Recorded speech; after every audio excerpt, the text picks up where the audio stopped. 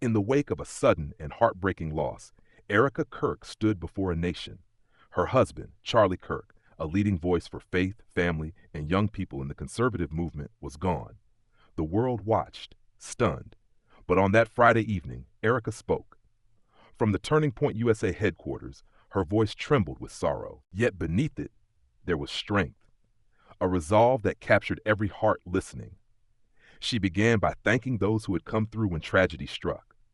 The first responders who ran toward danger, the law enforcement who pursued answers, the investigators, the Turning Point staff, the board, the team who had built this movement side by side with Charlie. She said their steadiness had been a refuge, not just for her, but for every person who believed in what Charlie believed. Then she named two people in particular, Vice President J.D. Vance and his wife Usha. They had helped bring Charlie home, carrying out a burden few can imagine. Erika's voice broke when she said, "You both are tremendous." And to President Donald Trump, she offered a moment of quiet gratitude. She called him a true friend of her husband. "Mr. President, my husband loved you. He knew that you loved him too." It wasn't about politics in that moment. It was about loyalty, about the kind of friendship that endures even in the darkest night. She spoke of Charlie's faith, how it shaped him, the way he believed in marriage, in God's purpose, in keeping family at the center, in teaching young people that America isn't just geography, it's a promise, a covenant. She said that this faith is what makes the loss so sharp, but also what gives hope. Erika then told a small story. Their 3-year-old daughter had asked, "Where's Daddy?" How do you answer a question like that? Erika said, "Baby, Daddy loves you so much. Don't you worry. He's on a work trip with Jesus."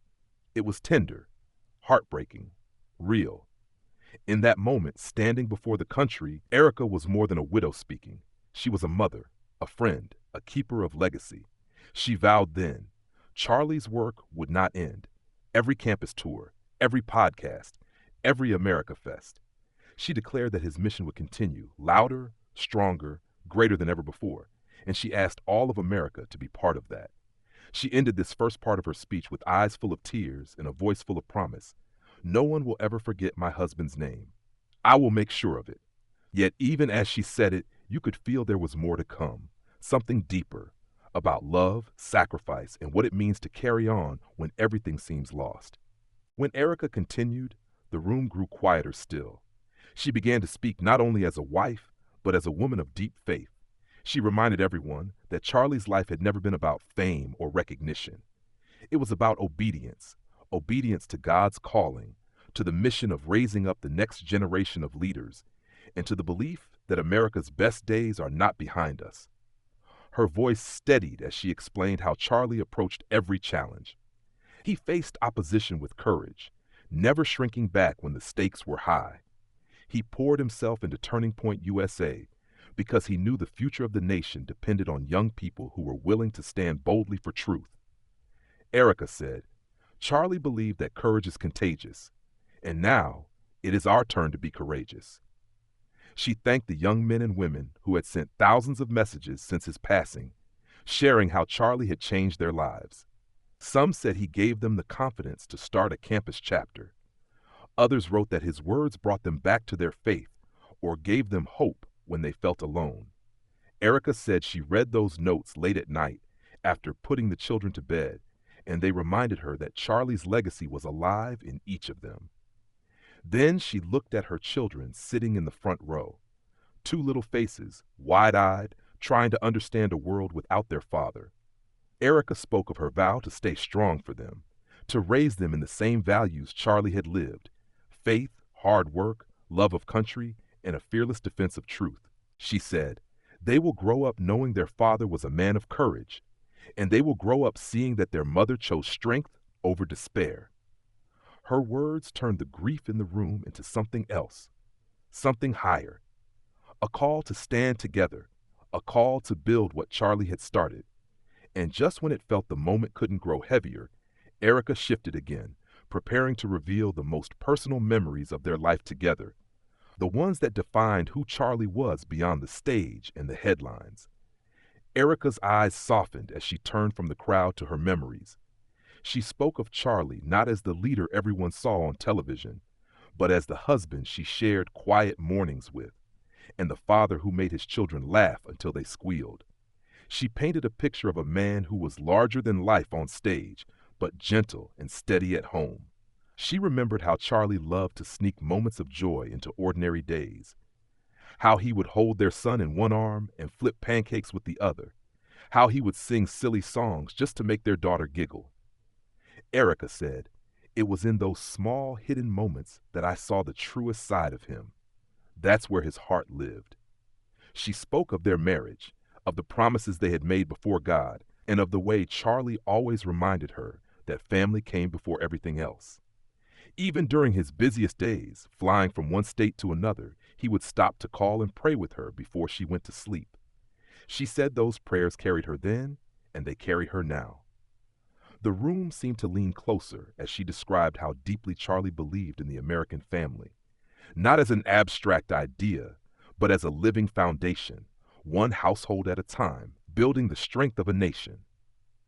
Erika told the audience that Charlie never saw family as separate from faith or country. To him, they were inseparable, woven together by God's design. Her words were not just about remembrance, they were about a lesson that each person listening could live with the same devotion to their own families, their own loved ones, their own calling. Erika's voice was steady but full of emotion when she said, "Charlie showed me that the truest measure of a man is not in the applause he receives, but in the love he leaves behind." And in that moment, silence filled the hall, a silence heavy with both grief and gratitude. Erika let it linger before turning to speak about the faith that was carrying her through the storm, the same faith that had always anchored their family and that would now anchor an entire movement. Erika's voice grew stronger as she turned fully to faith. She said that in the darkest nights, when the weight of loss feels unbearable, she finds herself on her knees. And there, she doesn't find despair. She finds God's presence. She reminded everyone that Charlie lived by the conviction that faith wasn't just something you held privately, but something you lived out boldly. She quoted one of his favorite sayings, "Truth is not fragile. Truth stands when everything else falls." Erika said that was how Charlie lived, unshaken, even when critics attacked, even when challenges seemed overwhelming. And she told the crowd that this same truth would carry Turning Point forward. Looking out across the room, she acknowledged the pain everyone felt, but she reminded them that grief, when placed in God's hands, becomes fuel for hope. "We are not a people without hope," she said, her words echoing with conviction. "We know that death is not the end. We know that love is eternal. And we know that God still has work for us to do." She then spoke directly to the young people Charlie loved so dearly. She challenged them not to let sorrow silence them, but to let it spark new courage. She told them that the best way to honor Charlie's life was to continue what he started, planting new chapters, raising new leaders, and living lives rooted in faith and patriotism. For a moment she paused, looking down as if she was speaking to Charlie himself. "You showed us how to be brave, and now it's our turn." The words lingered like a prayer, and the crowd felt the weight of them. And just as she closed that thought, Erika prepared to share something even more powerful. How the outpouring of love from across America, from leaders and ordinary citizens alike, had reminded her that she was not alone, and that this movement was far bigger than any single person. Erika lifted her head and spoke about the flood of support that had surrounded her since Charlie's passing. Letters, phone calls, flowers, even handwritten notes from children who had never met Charlie but had been inspired by his speeches. She said it was as if America itself had wrapped its arms around her family. She shared how neighbors brought meals without being asked, how strangers lined the streets as Charlie's casket was brought home, how families stood silently holding flags, whispering prayers for a man they admired but had never personally known. Erika said those moments reminded her that patriotism isn't only about politics, it's about showing up for one another, about being one nation under God in times of joy and in times of sorrow. Her voice wavered as she recalled the words of a Gold Star mother who reached out to her. The woman told her, "The pain may never fully leave, but the strength to carry it will come from the people who walk beside you." Erika said those words sank deep, giving her courage to keep standing. She also spoke of her gratitude to leaders who reached out personally. She mentioned how Vice President Vance had prayed with her family and how President Trump had sent not only his condolences, but his promise to keep Charlie's vision alive. She said those gestures were more than symbolic.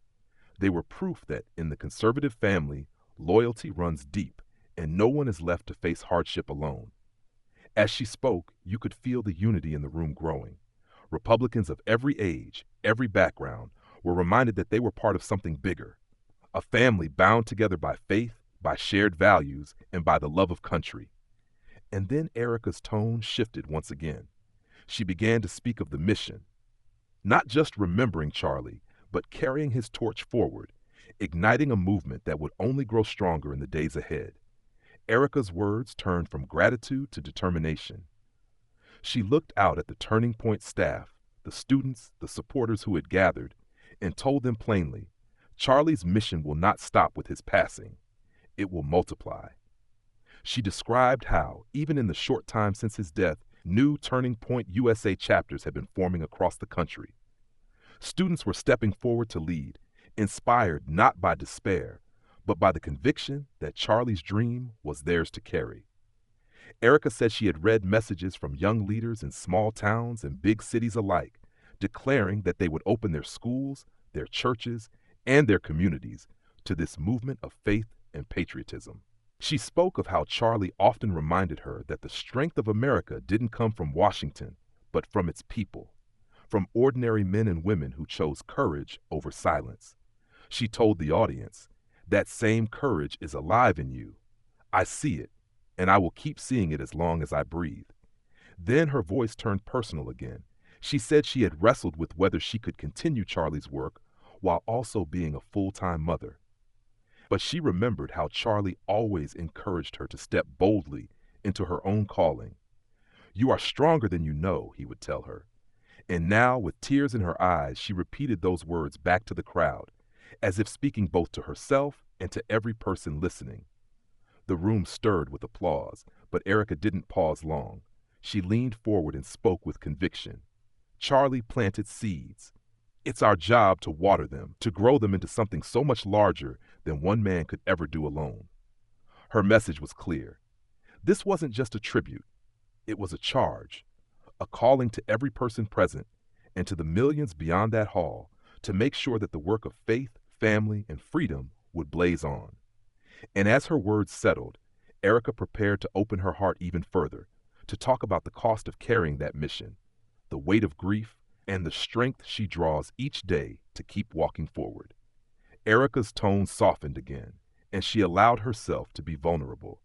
She admitted that there are mornings when she doesn't want to get out of bed, when the silence of the house feels heavier than anything she has ever known.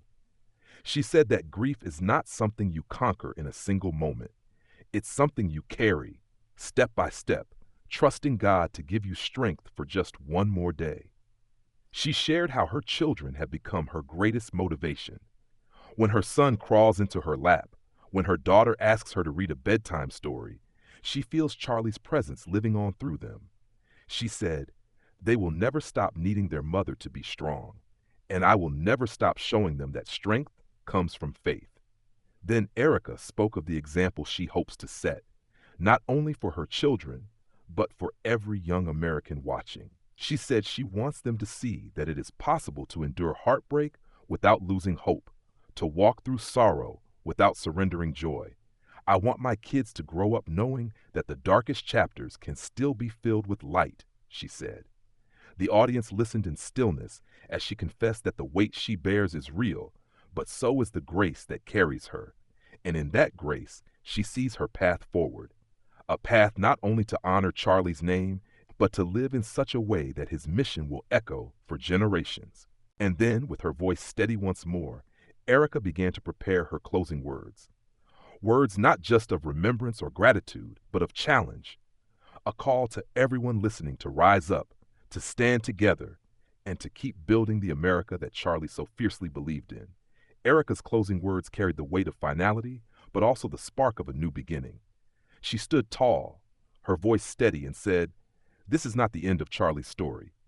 This is the next chapter, and all of you are part of it. She reminded the audience that Charlie's life was not measured in years, but in impact.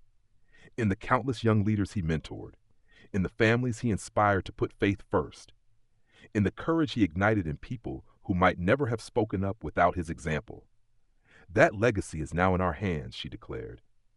Erika asked everyone listening to make a vow, not to let fear or cynicism rule their lives, but to live boldly with faith and conviction. She told them to go back to their campuses, their churches, their communities, and carry forward the message that Charlie lived for, that America is worth fighting for, that freedom is worth defending, and that truth must never be silenced. Then she grew quiet. She spoke of her gratitude to every supporter, every friend, every person who had lifted her family in prayer. She said, "I am not alone. We are not alone. We are one family, a family of faith, a family of patriots, a family that will stand together no matter what comes." Her last words rang through the room with both grief and resolve. "I loved my husband. I will always love him. And because of that love, I will carry his mission until my last breath. Together, we will make sure that the name Charlie Kirk is never forgotten and that his dream for America lives on in each of us." The crowd rose to their feet, not in sorrow, but in determination. What began as a widow's trembling voice had become a rallying cry for a nation. A moment of mourning had turned into a moment of purpose. And as Erika stepped back from the microphone, it was clear the story of Charlie Kirk was still being written, not in one man's life, but in the hearts of millions who believed in the same promise of faith, family, and freedom.